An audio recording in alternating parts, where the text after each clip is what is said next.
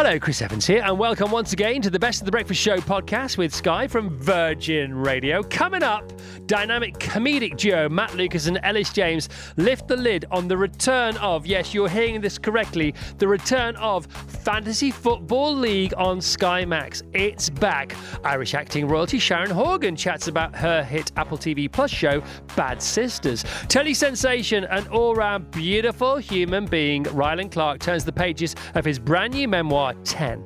An icon of tennis and Telly, Sue Barker, serves up many details from her amazing life in her new autobiography, Calling the Shots. All of that and so much more to come, so Vassos, kick things off and tell us who's up first. Our next guests are here to tell us about a programme you might remember from the 90s and Badil and Skinner. Yes, Fantasy Football League is relaunched tonight at 10 p.m. on Sky Max and Now TV. So please welcome the biggest new signings of this or any other transfer window. It's the new hosts, Matt Lucas and Elis James.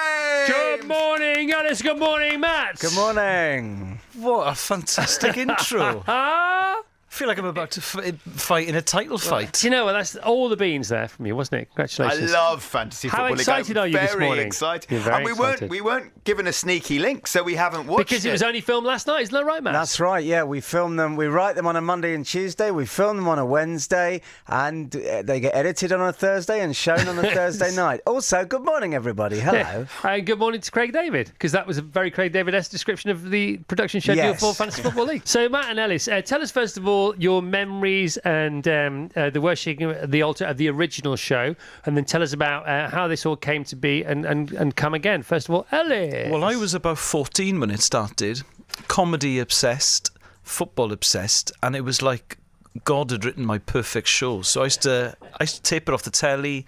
It meant a huge amount to me. I was a massive fan of David Baddiel and Frank Skinner. And yeah, it was just absolute must appointment viewing, I think is the word they used. Yeah. And you know, that period was a real golden age for British comedy as well. And I looked very young, so I couldn't go out in town because I couldn't get served. But it was fine because Friday night was just full of great programmes I wanted to watch. So yeah. And so, what are your fondest memories of the show? What were your favourite bits of the original show?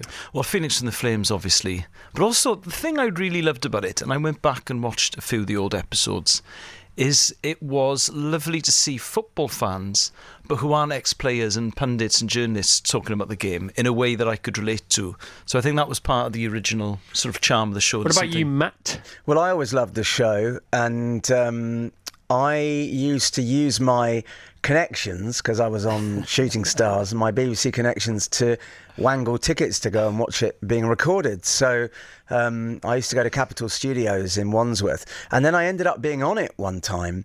I think in the last series they ever did for the Euros in 2004, was it? Yeah. I was a guest on it, which I was thrilled. I loved it, and I think there was something very candid and honest about David and Frank on the show. They were just themselves, and also I think so much around that time, so much football coverage on TV was, well, the way I put it the other day was, I said that most football coverage is like the programme when you go to football, but Fantasy Football League is like the fanzine. And so it was just really refreshing. And also, it didn't just focus on the big clubs, did it? Yes. Because Frank's a big West Brom fan, so they were often looking at lower division clubs and things like that. Well, it didn't matter because football's football to fans, isn't it? Yeah. As long as you're talking football, it's all okay. Yeah. We've got a lot of programmes, old programmes on the set. We were flicking through them last night. They're so dull. Right, injury news. Who was it? Now, Chelsea's match against Tromso in 1997. That was on the coffee table. And who were the sponsors? The Norwegian Prawn Council. I love all that. I mean, you know, they are dull, you know, in the cold light of day 20 years on. But when you're at the game, because you have the time, don't you? Yeah. You've got an hour, you sit and you see, and you go, yeah, I've got time to see who the local sponsors are. And I've got time for breaking injury news, literally, perhaps sometimes. When you were on the show, Matt, and when you went to watch the show in person, what did you think about the production point of view? What did you learn about telly from it? Well, I learned that it was much more intimate than a lot of audience TV shows, and that's something you had on TFI, wasn't it? That it was more intimate. Not everything had to be sort of, if you watch Noel's House Party at that time or Barrymore, there was huge audiences, but Fantasy Football League had those sofas and maybe only 100 people in that audience or 150 people. So it felt like being part of a club when you watch that show. And one of the things we do, as they did back then, is encourage all the audience members to wear their own football jerseys. And so it's really colourful looking out at them. And they feature in the show. They call things out, and we love that. I'm so excited for you. I can't watch tonight because it's 10 o'clock and we've got to be in bed by like 4 in the afternoon. Well, it will be on all the catch-up, won't No, it? I know, but I want to watch it before tomorrow's show. So if you can get us anything before like bedtime tonight. If not, I promise I'll watch it tomorrow before the show. I cannot wait for the show to come back. Can you? I'm really So excited. excited. I'm just thinking about my favourite bits from the original one. Stato, Angus, I once did a Winter Olympics with him for Eurosport. So it was just us in Paris overnight. What was his input there? He and I would do the commentary, but what he said was, I'll do all the ice hockey. And I went, great, I know nothing about ice hockey. Thank you, Angus. He goes, you do everything else. I went, oh, hang on, I don't know anything about figure skating or bobsleigh either, but I had to just learn it all, and it was great. It was a very calm pair of hands, and I once saw his spreadsheet of bets. Yeah. Oh my goodness me! I mean, he goes, well, that's my liability there, and that comes in, and that's going to. It was like it was frightening, but quite impressive. I'm really pleased for you. I do feel like you're on the brink of something absolutely huge here. You can tell, you can sense it in the air, and this happens now and again on the show. Every year, 18 months, somebody comes in with something. You think this is going to be up. I think it's going to be massive. Well, I hope massive. so. I mean, the thing is, for those people that watched Fantasy Football League back in the day, we have the same theme tune. The opening credits are a nod to what Frank and David did. The set is the same. We have Phoenix from the Flames, where we recreate a famous moment from footballing history. It is Fantasy Football League. That's what it is. We're not trying to change it. It was such a great show that is what we are doing. All right. Well, congratulations ahead of times. Best of luck. I don't think you're going to need it, but never goes amiss, does it? Well done. Thank you, Chris. Congratulations. Thank you, Chris. That's awesome. Matt Lucas and Elis James, Fantasy Football League comes back tonight. It is back. Sky Max, 10 p.m.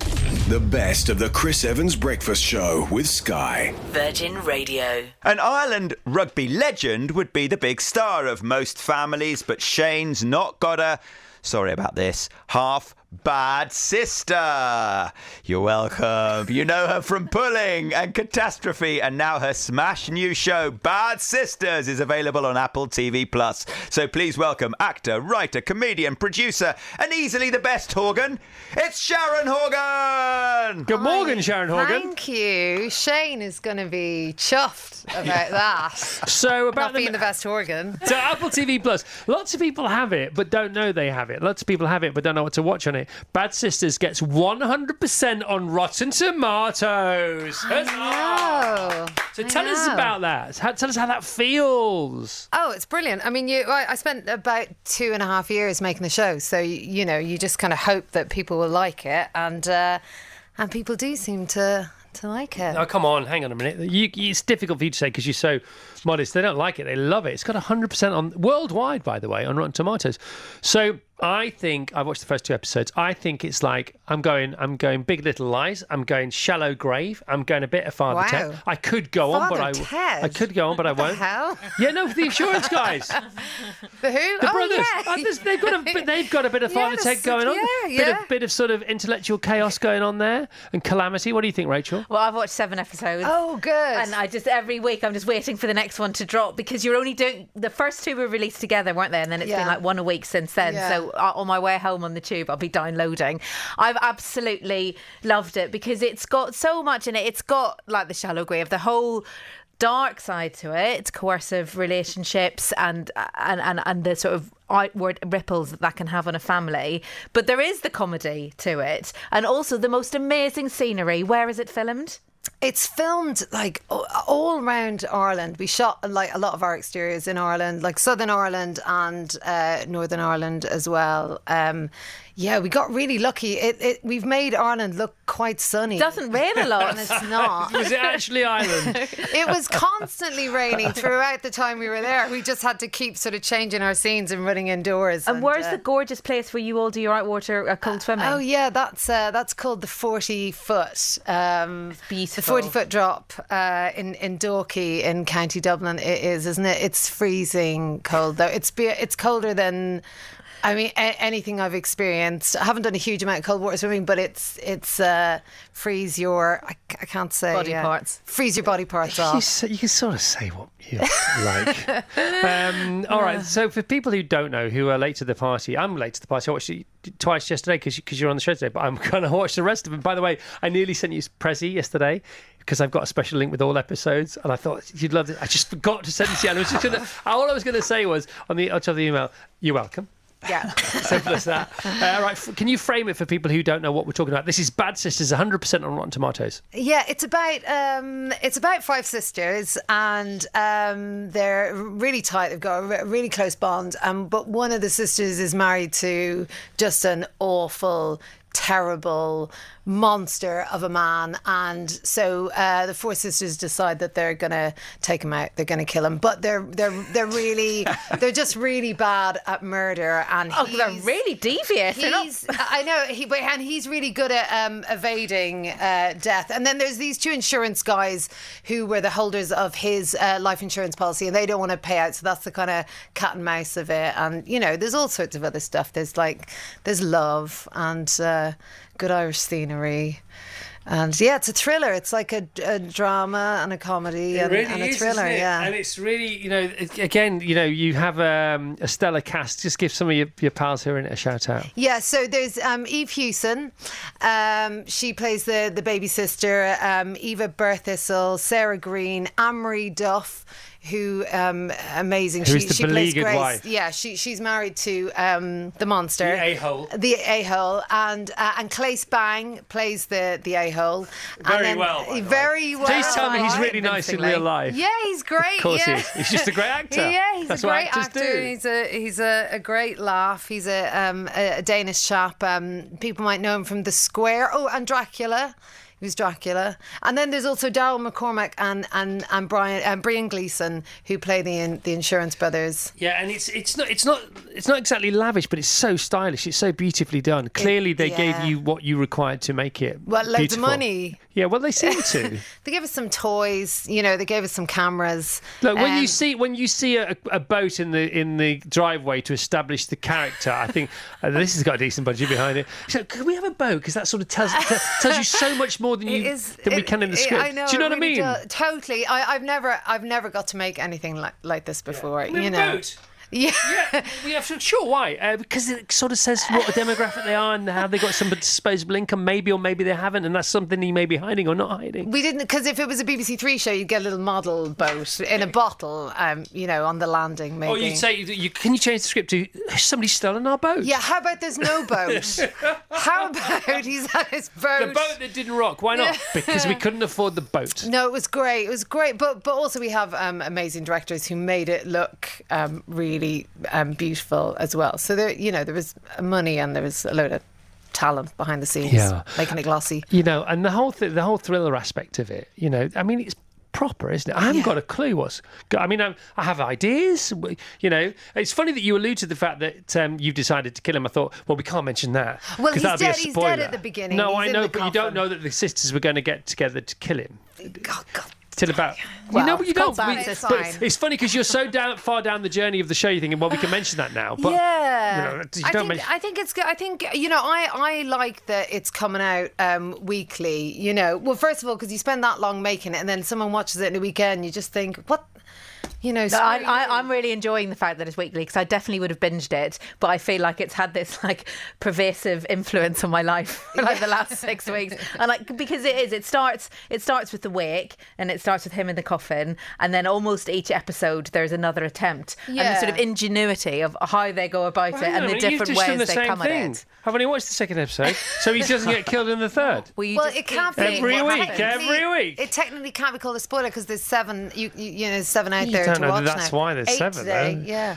But yeah, you sort of change your mind throughout. You kind of think, you think who might have done it, and then it flips. Sharon, you're awesome.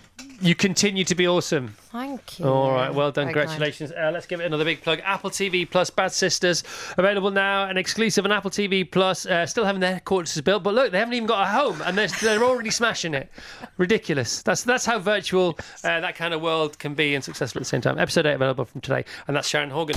The best of the Chris Evans Breakfast Show with Sky. Virgin Radio. If you Google our next guest, the suggested search isn't your usual net worth or age or partner. It's teeth. And I have to say, they are magnificent. In fact, his teeth are a whole chapter of his latest book, 10, out today. So please welcome your dentist's favourite celebrity, and let's face it, probably yours as well. It's Rylan Clark! Morning, Rylan. Good morning. How are you guys? We're great. Thanks so much for coming. Well done on this amazing book. Mate, thank you. This is an absolute pleasure to be on your show. It really is. Right, chapter 12, single. Oh, you're right in. Yeah, of Wow. course. If this thumb swipes one more time, it's going to fall off. How's the swiping going? I've lost my thumb. Still swiping, Chris. Still swiping. So you start about, becoming single, unexpectedly single. And that's how the book starts, with an intro, not a chapter. Yeah. And then you, then the sort of, the burden seems to lift as the book goes on. And then you start celebrating being at Eurovision, working at Eurovision for the first time single. Yes. How has it all changed being single in this mad, crazy world of show business? Well, I mean, I had my own scorecard in Torino this year, put it that way. No, it was, do you know what? It was so crazy to be at the Gay Olympics, as some would call it, and be single. It was like, oh, shall I look back? Like, I do it with Scott Mills. Yeah. And us two together, we are like Pepsi and Shirley on tour. Love it. So great reference as well. You can literally imagine. So, and Scott's with his lovely partner Sam, and Sam always comes, and literally they were just peddling me around. At one point, it was like the Hunger Games. Yeah. Walking through the Eurovision bubble, and it was like Albania, meet Rylan. It was a special time. It's exactly what I needed this year. By the way, how's Sam Ryder? Sam is unreal, and he's just so amazing. Such an amazing guy, and I can't wait to. This should have happened for him years ago, but it's happened now, and we're so thrilled. thrilled All the better for it not happening, because we are where we're meant to be. Because it happened at the right time, a bit like this. Your story is fantastic, because you are first and foremost and remain a fan of the shows you used to watch and now work on. Absolutely. Now that's more, that's beyond the dream come true. Just tell us, talk about that for a bit. I mean, for example, like Big Brother. I was the biggest Big Brother fan in the world. I think everyone knew that. And then someone took a punt on me, and I did my apprenticeship at Big Brother, hosting that for, I think, 6-7 years. And I mean, the producers used to get wound up, because I always used to say I'm a fan before I'm a presenter. Yeah. But I think that's why it worked, because I think people believed me when I was talking about stuff. But you talk about, you've always been a grafter. You have been blessed with the gene, as I have. And it really is a blessing. The ginger gene. Well, the ginger gene, but also loving working. Yeah, we do. I loved working. And do you know what, Chris? Some people don't we're like lucky. it. We're so lucky to be doing the job that we do. Yeah, but in the first place, you also, I'm talking about when you worked in the hair salon. Oh, God, the jobs. It doesn't matter. I used to fit car windscreens. I just love working. Yeah, I like being in control of my own life, and the only way a lot of people can do that is by earning money and by looking after themselves. I didn't grow up. I grew up around the corner from here in Stepney Green. We didn't have anything growing up. We didn't go without, but we didn't have money. Yeah. To be able to go from growing up in a council house in Stepney to living in the house I do now and building my mum a house. It's that's all you want in life, isn't it? So auditioning to be on shows, to perform, and then getting a job on This Morning and reporting on famous people, reporting on celebrities doing whatever they're doing, and then getting a chat show and talking to famous people. But then becoming, and you can't say this, but I can, more famous than the people you're interviewing. Becoming the person who then writes books and then is interviewed about them. Yeah, that's some kind of journey, pal. I mean, it's very Black Mirror, definitely. And if Charlie's listening, please write me in. I've been bullying Connie Huck for about 6 years, going, can you get Charlie to write me in Black Mirror? That's the next chapter. But I mean, I say in the book, I should have lasted 10 minutes, and all of a sudden it's 10 years. Tell us how come that's different for you, has become different for you compared to other people who did only have their 15 minutes of fame. I don't know, Chris. Come on, you must have thought about it. To be honest, everyone asks me that question, and I always just sit there and say, I don't care if you're my runner or my exec producer. Yeah. I will treat everyone the same. I always have done. Yeah. And last year I had a fall in my own life. I fell over. And then people were there to pick me back up again because I always treated everyone with respect. Yeah. So I think that's why I'm still going 10 years. Everyone will have a fall, whatever it is, however hard it is, whether it's a soft fall or a really hard one. And I had a really bad one last year, but everyone stood there and waited. You know, everyone went, you take your time, you take as long as you need. And now I'm back. I didn't lose anything. You gained. Yeah, I gained, Growth. and I was lucky with that. And I think that's been my secret. I've not changed, just my teeth and a couple of fillers. But Give us some tips, because at the end of every chapter, you round off each chapter, and it's really nice. You cap each chapter off from what we've read in the chapter and what you've learned yourself in the lessons. chapter, and tried to convey. But your biggest sort of tip section is your beauty tips, which goes on for pages and pages. It rivals only your bid to become the next Prime Minister, which is also in the book. which will happen. Mark my words. Weirder things Hopefully have by happened. lunchtime, please. I mean, at least I'd say something, but we won't go there. But yeah, no, I mean, the whole book, you know, you've got all the hard stuff in there, you've got the gritty stuff, but then you've got a chapter called My Favourite Things, and it's just me rambling about cleaning products and makeup and fake tan and toothpaste, just stupid things. But yeah, each chapter ends with a lesson, and it's just sort of the takeaways from that chapter that you could then put the book down for a bit and then come back. But actually, my favourite part of the book that everyone always asks about, they go, what's your favourite part? And it's the bits I didn't write, which is the lessons we've learnt together. Yeah. So I've got 6 people who are very close to me in my life. My sister-in-law, my makeup artist, my manager, my mum, Claire from Steps, Ruth Langsford. Obviously, not Claire Richards, Claire from Steps, she's known as. And they wrote letters for the book. Your mum's is extensive, isn't it? Well, I mean, I don't want to ruin the illusion, but I had to have someone sit down with my mum. She can't even use Sky or Virgin, so she's got no idea. She can clearly talk. Yeah, she rambled. Honestly, the woman that sat down with my mum to help her with her letter still there. wants to do a book about my mum. That's literally what she wants to do, and I'm like, absolutely not. Gogglebox is enough. Hey, Ryan, a joy to meet you. My absolute pleasure. Thanks for having me. And we need tips about hair, makeup, especially as a ginger. I need tips about all this. Babes, you do realise I'm a ginger. Well, I know that now. I didn't know that before. See, I can change your life. Some colourist you have sweep. there. Okay. I'll colour my own hair. Swipe my bottom. Right. The number Again? That's how I got on the show in the first place. Yeah, welcome to Show Business, everyone. The number 1 Sunday Times bestseller, Rylan 10, The Decade That Changed My Future, is out now. The best of the Chris Evans Breakfast Show with Sky. Virgin Radio. She is the national treasure who's spent 30 years anchoring all the top sports events, and now she's serving up all the juice from a remarkable life on court and in studio in her new book, Calling the Shots, out this Thursday. She's famously private, but now you can be a nosy Parker into the life of the legend, Sue Barker! Morning, Sue. Thank you, Chris. Thank you, Vassos. Was that okay? That was all right. That was great. That's fine. We'll take it. It's always great. Yeah, I mean, it's, usually a signature puntastic, but that's fine. You're not famously private, are you, as a person? I have been, actually. Yeah, Have you? I very, very rarely do interviews. Right. Never go to any red carpet do's. Right. My husband would divorce me if I ever asked him to go to Well, that one. would be the second half of your life, because you couldn't be private in the first half of your life because you're on the tour. No, but things changed when suddenly I was thrown into the spotlight, and I didn't like what that brought with it. Right. And that was a real shock to the system, because when you're living in America and playing tennis, you're sort of away from it all, and then you suddenly come back to the UK and you get thrown into this media storm, and it really... I didn't enjoy that at all. But what a story. I mean, honestly, it's fantastic, your story. I had no idea you were so good at tennis, which is... I can only apologise. I knew you were quite good, but I didn't realise you were world number 3, UK number 1. You won your first Grand Slam, French Open, when you were 20 years old. Awesome. Thank All you. Fantastic. Thank you. Now, you haven't been broadcasting for quite as long as you've been playing tennis, but a lot longer than some people may realise. Because you were contributing, weren't you? Yes, absolutely. I started... in fact, when I decided to quit playing tennis, which was at the Australian Open, because I was injured and I was having to ask tournaments for wildcards. Yes. And I thought, this isn't fair, because I'm now denying youngsters a chance to follow their dreams in the way I was allowed to when I was a kid. Right. So I accepted one, and then I thought, no, not again. And then I realised I don't want to play on the second tier of tournaments. You know, I'd played at the top level. I had to go. I was only 29 years of age, which now when you look at Roger Federer is nothing, but nobody much played past their 30s back then.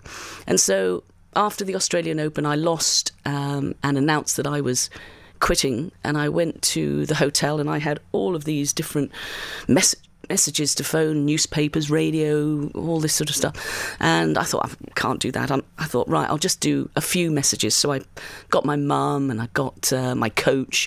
And then I saw this one from Gordon Bennett. And I thought it was a joke. I thought it was a friend of mine saying, Gordon Bennett, you've retired. What have you done? So I thought, I think I'll phone Gordon Bennett and see who the joker is. Anyway, I phoned Gordon Bennett, said, can I speak to Gordon Bennett? And this person, I'll just put you through now. I was like, hold on, this wasn't what I planned. I thought someone was going to have a joke. And he was the boss of Channel 7 in Australia, and he said, I want to offer you a job next year. So I was actually only unemployed for an hour. But you had cut your teeth earlier on, hadn't you, on local radio? Yeah, absolutely. And with Jerry Williams in the stands. We used to sit around doing BBC Radio in the stands, all different events across the world. You always had a hankering for it, I did love it, but I never thought of it as a career, and certainly never thought of it as a presenter. I did go to the BBC when I retired and said, would you take me on as a commentator? And they said, well, we'd love to, but we've got Virginia Wade and we've got Anne Jones, and they've both won Wimbledon. Oh, ouchie. Well, it's true, but it's, I know. It's the truth. That and the darn truth Virginia hurts. Wade again, on and off She's the court. done it again. All right, let's go back in time. Let's go to the hotbed of world tennis, Paignton in Devon. Yay! Tell us about Paignton in Devon. Oh, it was a lovely place to grow up, full of sports all over the place, and my family loved sports, always encouraged us to do sports, and I played a lot of tennis. And then when I was 11, I went to this senior school, the Maris Convent, and they invited this famous coach, Arthur Roberts, he selected 2 kids from each class and would offer them coaching. And the Maris Convent was the best school, the most successful school in the UK for 6 years, even though we only had 198 pupils, all because of his coaching. And so I was running around this court when he turned up, and he was only going to select 2, and there's about 10 of us on the court. And he straight away picked out Judy Reeve, who was the best player, no question. So I was then running around, thought, I've only got one chance, and I knew I wasn't the best, out of the ones left. But he suddenly called out my name, and I went over and he said, you're not the second best. I thought, I know that. But he said, I like what I see and I think you have potential. And that started my career with Arthur that lasted all the way through my tennis career. I never had another coach, and he was the most amazing man who not only taught me tennis but taught me life skills and belief in myself, because I was a bit of a Minnie Mouse, and I was quite, I had to come out of myself and be able to walk out on those big show courts. And you went from Minnie Mouse to Minnie the Minx, though, because you've always had a soft spot for McEnroe. I know you have, and you have a soft spot for Kyrgios, because I can tell. And it's because you had a little junior super bratness about you at times, didn't you? Oh, I did, yes. I was playing at Eastbourne one time, and I was winning the match, but I was playing awful. How old were you? 14. And my mum was sitting in the stands. I banned my dad because he kept tutting every time I missed something. And I was winning the match but playing badly. And I won the match, but I was so angry I belted this ball not only out of this court, but almost out of Devonshire Park. Yeah. And the referee came running over and was going to default me from the tournament. It was a junior tournament. And my coach went up and had a word, and he said, OK, we'll give her one more chance. Yeah. And he said, don't you ever do that again. And my mum actually said she was never been so embarrassed to call me her daughter. So that was it. Never From again. Mouse to Minx, it's amazing, though. See, Mark, you're awesome. Oh, thank you. It's lovely to see you again. Do you remember that time you gave us a wink on the telly? Yes, I do. That was so funny. Did you think I would do it? It was like... I did actually think you'd do it, yeah. Just tell everybody the story briefly. We've got like you had sort of challenged me in the morning before we did our... you challenged me on air, didn't you, for the listeners? Do a wink tomorrow morning as you come on air. For the listeners. For the listeners, don't say anything. You just say, and so as we came up, and I told all the production staff, I said, I've got to do this because I can't let Chris down. Yeah. He'll be looking. You told me you'd be looking. I said and there was lots of listeners tuning in to see she ain't going to do the wink. And I did. It was brilliant. As it said, winked and said, hello, welcome to Wimbledon. A little giggle. I was watching her. I was so chuffed. Sue, great to have you on the show. You're always welcome. Always welcome. Thank you so much. Thanks, Chris. Thanks, Vassos. Sue Barker has this book out. It's brilliant. Calling the Shots, her autobiography. We love the title, by the way. What other titles made the shortlist? Actually, very few. You don't need one. You don't need any others, do you? No. As soon as they said that one, I thought that works for both. Calling the Shots. It's lovely. All right, brilliant. The brilliant Sue Barker on your radio. The best of the Chris Evans Breakfast Show with Sky. Virgin Radio. Okay, we've heard from a bunch of incredible guests already, but still to come, the one and only Piers Morgan joins us again to chat all the latest goings on and what to expect from his show Uncensored. The marvellous Miles Jupp discusses his starring role in the Lavender Hill Mob, which is touring all over the UK from October. The king of cosy, Meik Wiking, flips through his new book, My Hygge Home, and chatting mums Kat Deeley and Edith Bowman spill the beans of the second season of their podcast Friends Will Be Friends. So let's get right back to it now. Vassos, who's next? I've just got back from the loo where I definitely washed my hands, I promise. Okay, I didn't.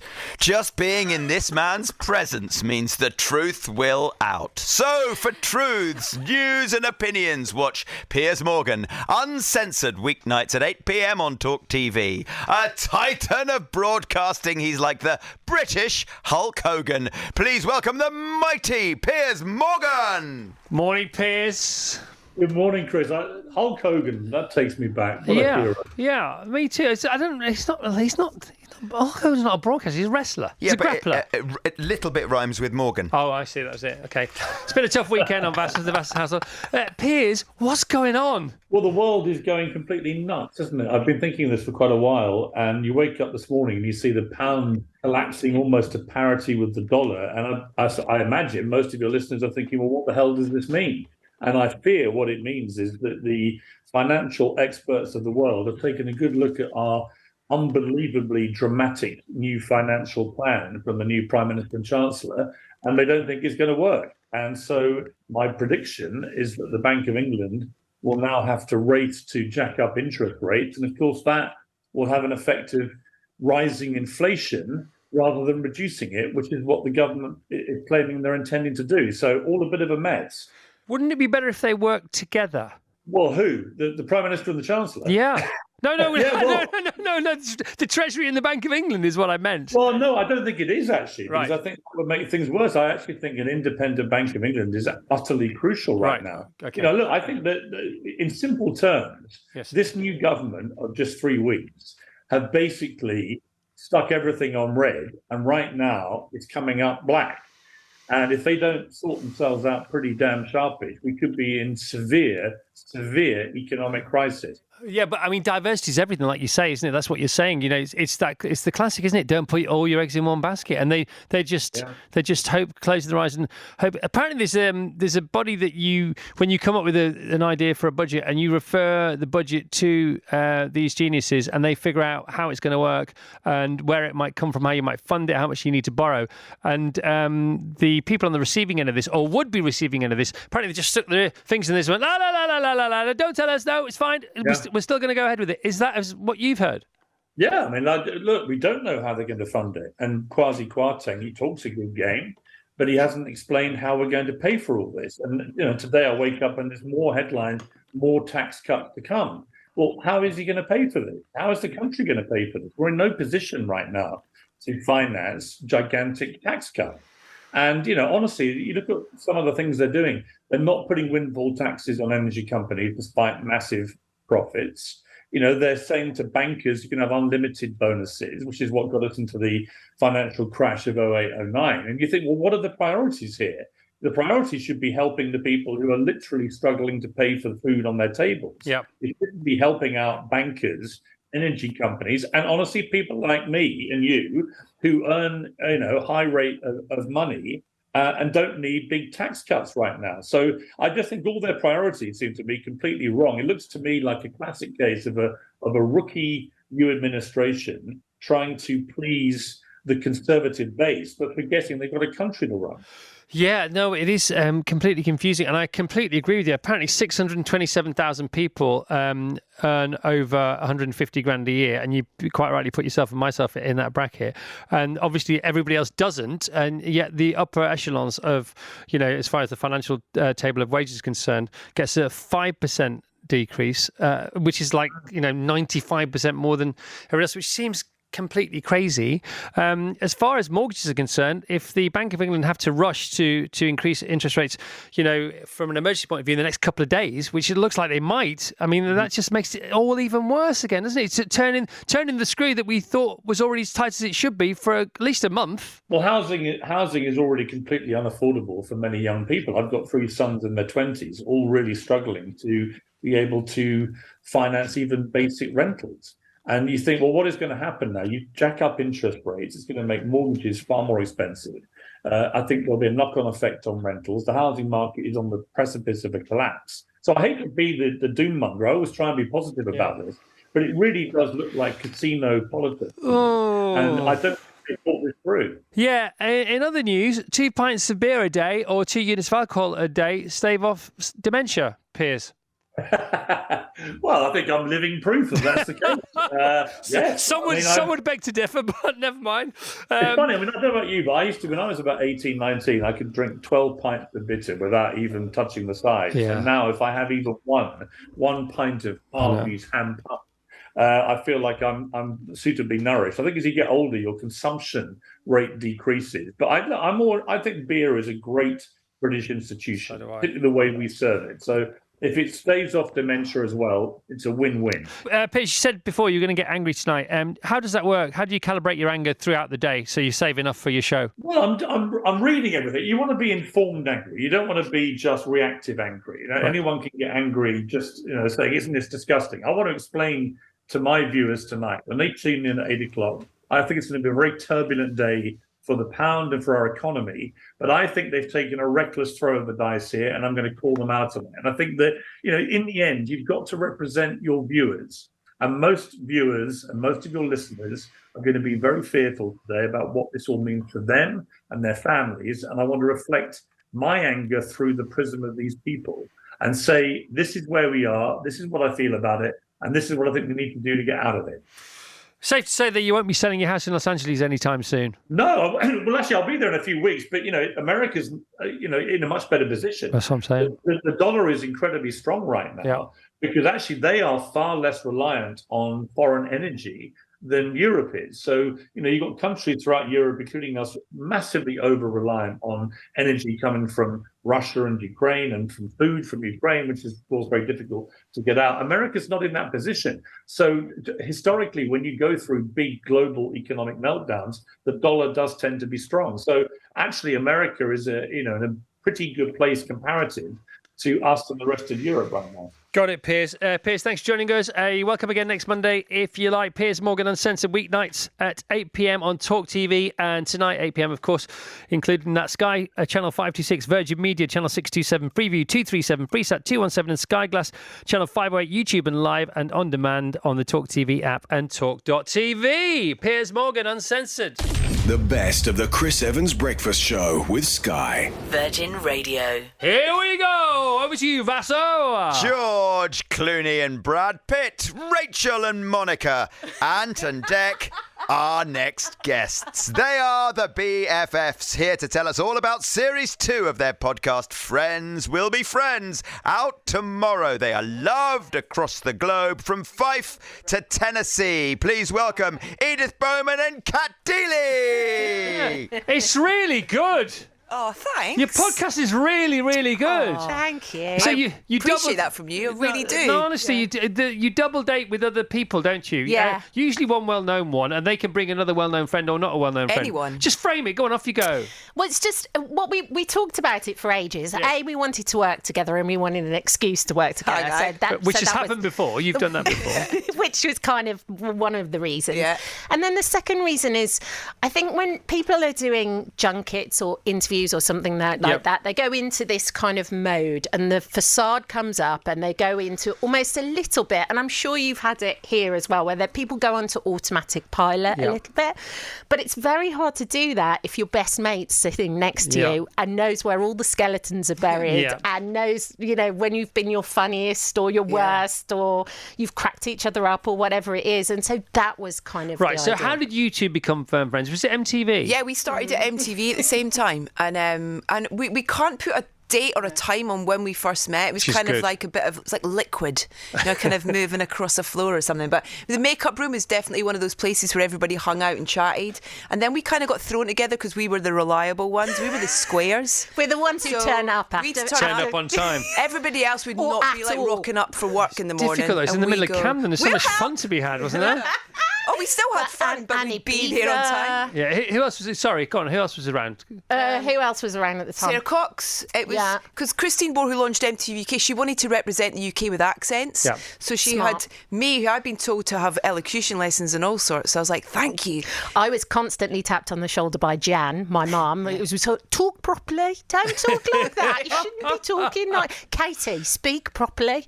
My brother was just left to his own devices, and he still talks like that. Brilliant, Max. But he's really funny and smart. So you got together, and did you hit it off straight away? Yeah. We just hung out. Yeah. We'd do our work, because we never really worked together that much at MTV. It was just festivals. Unless we stood in. Yeah. There was one time where there was one moment for me where we were interviewing Suede, remember? Oh, yeah, we were at V interviewing Brett. Festival. Yeah.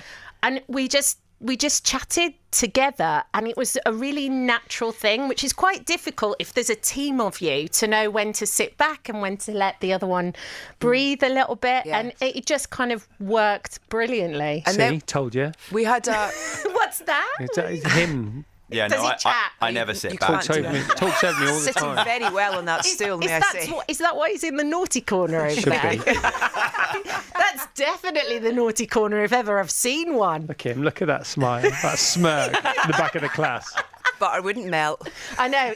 There's a secret platform underneath where you can just pull a button and he disappears. Disappears that'd under be the floor. wonderful. 20 floors down. Wow. I was here for the design of the studio as well. I should have mentioned that. Absolutely. Right, so you get it really well. That's what the podcast is based on. Friends will be friends. How do you have an anniversary? How many years is it now, do you think? Long. I mean, it's just a number, isn't it? Yeah, is it 20? It's over 20 years. Is it Yeah, really? it's a very long We did a time. travel show together. We came up with this idea when we were just round at Cats one night going... That was a ruse. Watching Thelma and Louise going, wouldn't it be great to But do you a are travel like show? Thelma and Louise, I love that. And we did it. And that's got to be 20 years ago. Yeah. So it's 20 plus years. Good for you. Yeah. Okay, so I promised the listeners I would do this earlier on. I'm not sure if it's going to work or not, but we'll do it.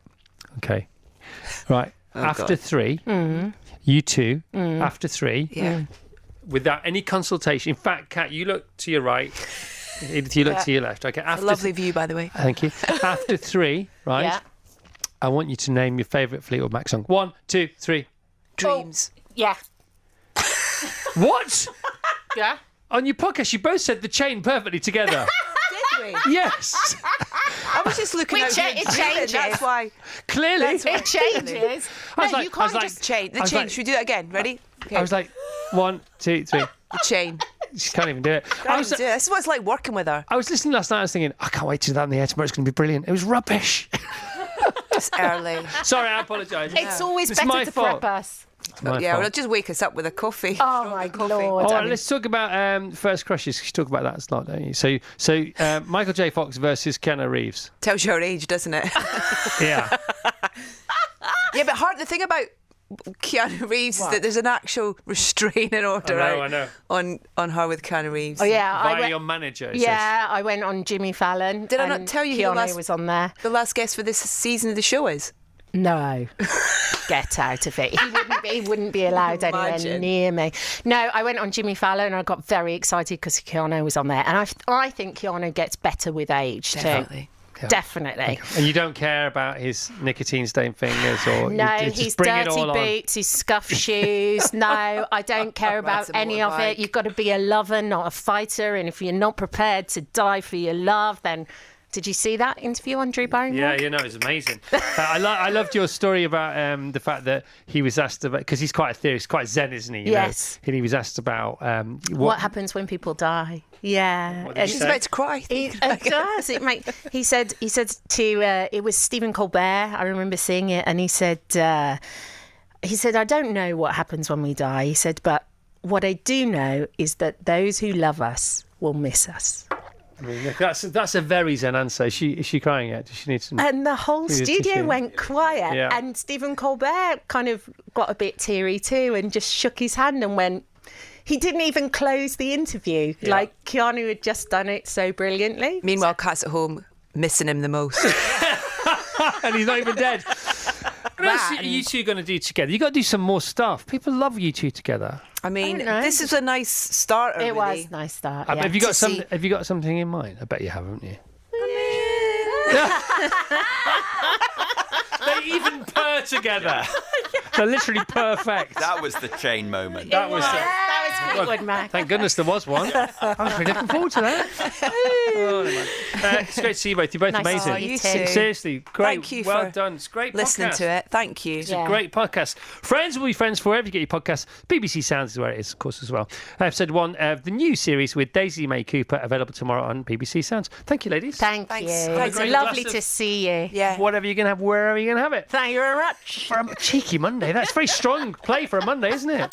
The best of the Chris Evans Breakfast Show with Sky. Virgin Radio. Our next guest is a multi-talented star of page, stage and screen, and he's heading to a theatre near you in the classic comedy The Lavender Hill Mob, on tour from next month. You know him from The Crown and The Durrells. Your kids know him from the big pink castle in Balamory. So sit up, listen up and giddy up.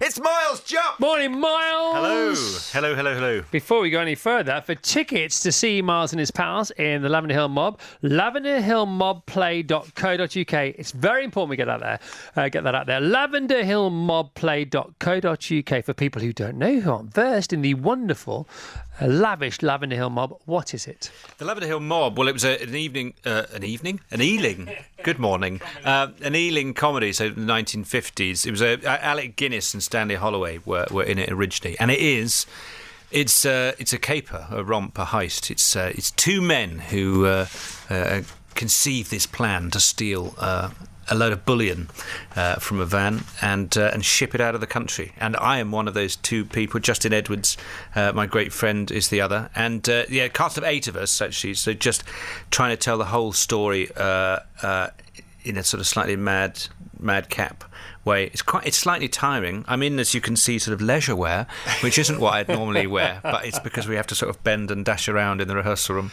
So I'm going on to rehearse it now. But yeah, it's really good fun. It's directed by a man called Jeremy Sams, who I've tried to work with before, but who did some of the things I really loved. He did this amazing production of Noises Off, the Michael Frayn play, which was at the National and the West End, and I completely loved. I went to see it with my mum, and I remember her saying at one point, leaning over, go, "Could you just laugh more quietly?" And I said, "What do you mean?" She said, "You're laughing louder than everyone in the theatre." And I thought, well, this is good. I'm presumably trying to just jolly things along a bit. Start. But that's And for people who haven't seen the film, obviously there was a remake, wasn't there? There was a Tom Hanks remake. You could watch either. Have you watched both? Is there a Tom Hanks remake? I think so, yeah. If there is, I'm absolutely oblivious to that. Well, unless I've was it imagined rewritten as Castaway? Is that what you're thinking? No, I'm sure. Was his friend replaced with a ball on the beach? I'm not sure about anything, to be honest. But I thought they'd remade it. From what I remember of the original, I love the original because it is such a caper. It's based around a B&B, isn't it? That's right. So the Lavender Hill. There's a sort of the Balmoral Private Hotel in Lavender Hill where this man that I play, Holland, lives, and then this other guy that makes his job is making sort of tourist tat. He moulds sort of sculptures and stuff like that in his own little foundry, and that's where they get the plan to melt the gold into disguise it. But yeah, so it's with this sort of terrifying old lady, Mrs. Evesham, who makes stinky oxtail soup every day for the guests. And she's the Lavender Hill landlady of the digs. That's right. Yeah. Okay. Is there a staircase? There is. There is. I remember an improvised a lot staircase. of running up and down of the staircase. Yeah. Well, we were rehearsing a scene yesterday. We had to run up and down, not stairs, but the Eiffel Tower, which were attempted to recreate. That was, I'll be honest, that was absolutely exhausting. exhausting and involved complicated mime, which wasn't in my repertoire until about 10:45 yesterday. There was a lot of me looking around and going, am I doing the right thing? And where are you with it? Out of 10, if it was a patient, where are you with the rehearsals? Where are you as far as completeness is concerned to the production? Well, we open in 2 weeks' time. Irrelevant, really. So that's time is. I mean, it depends how importantly you view time as a concept. Really, there's a deadline we're working towards, which I suppose ultimately we are with patients as well. But we'll get where we can when we can. I'd give it a 7. It's not on. It's not on a ventilator. No, it's doing all right. It's recovering well, and people, we just can't have visitors yet. It's going in the right direction. I love it.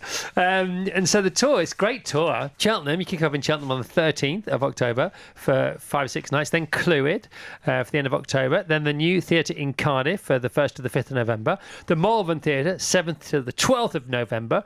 Then Richmond, so 14th to the 19th of November. The Brighton Theatre Royal, the Cambridge Arts Centre, Yvonne Arnaud Theatre, the Glasgow Theatre Royal, the Bath Theatre Royal, and the Hall for Cornwall, and that's basically from October through to February.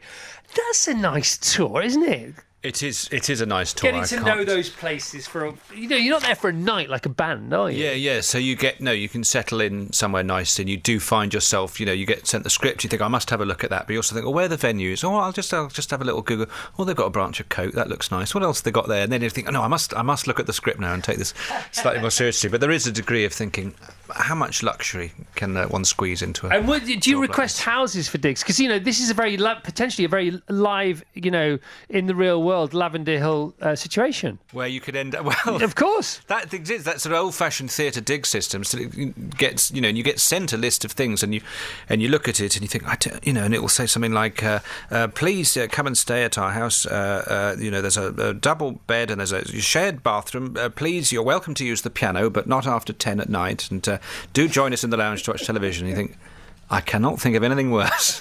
I'm afraid that sounds absolutely quite hell. Homely, to be honest. It sounds like the sort of thing you would do if you were making a kind of travelogue, and it was about how does this sort of slightly odd person go and interact with complete strangers in their home. But you get that on Airbnb, don't you? You get whether or not because a lot of people have sheds at the bottom of the garden that they rent out as Airbnb, and people love them and things like that, little annexes and things.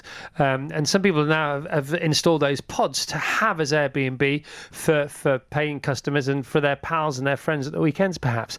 But you do get this sense that some hosts, because that's what they call them, isn't it? Hosts. Some invite you to be part of their lives, and others don't, and that's all sort of quid pro quo and sorted out. Yeah, I just think you need the sort of the rules laid out beforehand. I suppose you've got to scroll to the bottom of everything now, haven't you? And if it says, by the way, this house is occupied or haunted or whatever, or by the way, my husband plays the bagpipes or whatever, you've got to read so many of these things. Yeah. You'll be sharing the shepherd's hut with a dance troupe or an actual dancers. Sheep. Yeah. Funny. Mars, good luck with everything. Would you like to say anything else to everybody listening to the show, to get them to go and watch Lavender Hill Mob by going to lavenderhillmobplay.co.uk? I would say please come along if you imagine it's the sort of thing you'd enjoy. And in its favour, it contains no references whatsoever to any current political or international events. So it could be an evening of escapism for you. if nothing else, but I'm sure it'll be a right hoot. All right, so you're looking at Clwyd and Cardiff and Malvern and Richmond and Brighton and Cambridge and Glasgow and Bath and Hull for Lavender Hill Mob. Cheers, Miles. Thank you. The best of the Chris Evans Breakfast Show with Sky. Virgin Radio. I think we should all start living a little more Danishly. So come over here and give me a hygge. The latest book from the head of the Happiness Institute, My Hygge Home, is out on Thursday, and it's full of tips to sort the wheat from the chaff in your gaff. So please welcome a man very much to our liking. It's Meik Wiking. Good morning, Mike. Good morning. Welcome. Anything to say to Rachel? Rachel likes candles. Yeah, and with cushions. good reason. Let me tell you a story. When I first published the book about hygge, there was a Canadian journalist who read about hygge, and like you, he said, I need to get some candles. Because hygge is about creating a nice atmosphere in a room. And you want to go with the warm, soft lighting. It also makes people look nicer. We call it looking grotto fabulous in Denmark. But this Canadian guy, he started to light candles for dinner at home with his family. And him and his wife have 3 teenage sons. And the teenage sons, they started teasing their dad. Dad, what's going on with the candles? Do you want to have some romantic time with mom? Should we leave? But then he says, eventually the boys, they started to light the candles for dinner. And most important, he said, our family dinners now last 20 minutes longer because the atmosphere, the change in atmosphere around the dinner table, the candles put the boys in a storytelling mood. So instead of just sitting down, shoveling down their food, they sit down, they sip their wine, they talk about their day. And that was actually the sort of seed that planted the idea for this book. What other sort of little design hacks can we implement that will change how families interact and improve well-being at home? So it does start with candles. Yeah. It can start with candles and cushions, but you said basically it's cushions and candles. No, that's the gateway. That's the difference. That's the difference there. So we're not going to let you off the hook, but it's okay because Mike is such a nice bloke and he's full of hygge. It's going to be fine. So let's talk about the other foundations of hygge because BJ Fogg wrote that amazing book Tiny Habits. What you can add on to already existing habits to make them part of a regime, which means that you don't have to make the decision to do them every morning. They just happen. And you can do a similar thing when it comes to hygge and planting these physical, situational seeds in and around your home and your life. Right. And this book is also about how do we take our house and turn it into a home. Mm-hmm. And it is interesting when you ask people in the UK what makes a house a home, none of them mention stuff. They mention laughter. There's a lot of that on this program. They mention happiness. They mention love. They mention belonging. They mention the smell of good food cooking and family dinners and having friends over for dinner. That is what makes a house a home. So that's also what I want to focus on with this book. And the candles can be one thing. But I think one thing that concerns people right now is the cost of living. Yeah. Prices are going up in Denmark. I'm sure it's that the case in the UK. And another simple design hack I talk about in the book is, hygge is about living the good life on a low budget. So make do, use what you have in terms of groceries. So in my fridge, I have a hospice shelf. So it's the shelf I see when I open the fridge. It's not hidden behind jams or something. It's in clear sight. And that's where I put the food, the vegetables I need to eat in the next day or two. So something you need to build into today's lunch or today's evening. That's a hospice shelf. So put all your stuff that you need to eat in the next day or two there. That's a simple hack. It will make you use the groceries that would otherwise go in the bin. The average UK household throw out 700 pounds of food each year.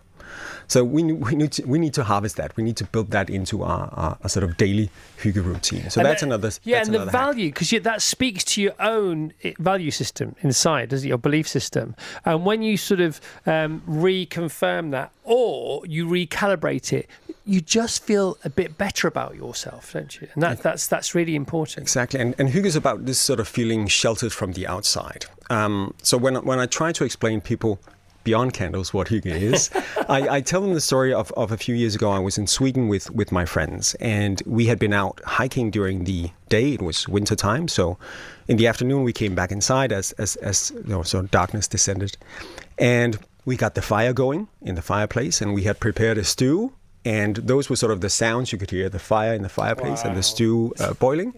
And we were relaxing, looking a little bit like Rachel in our sort of big sweaters and in our comfy clothes. Maybe there was some wine. And we were sort of relaxing, enjoying each other's silent company. And one of my friends then said, could this be any more hyggelig? And then one of the girls said, yes, if there was a storm outside.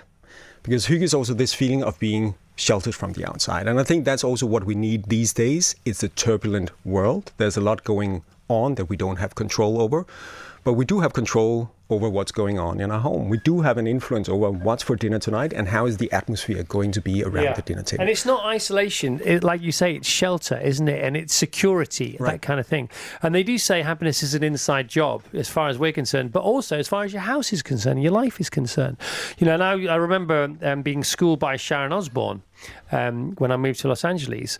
And she said, the one big mistake that Brits make, not Danish people, Scandinavian people, is that they spend they get as big a mortgage as they can possibly afford, and then they're left with no money to furnish the insides of their house. Whereas in LA and California, you might even go half on the mortgage, so you can have nice stuff inside without becoming over materialistic. Right, and that's a mistake. I mean, people are looking for happiness in the wrong place. They should be focusing, not on the furniture, but how do we interact with people who are sitting on that furniture.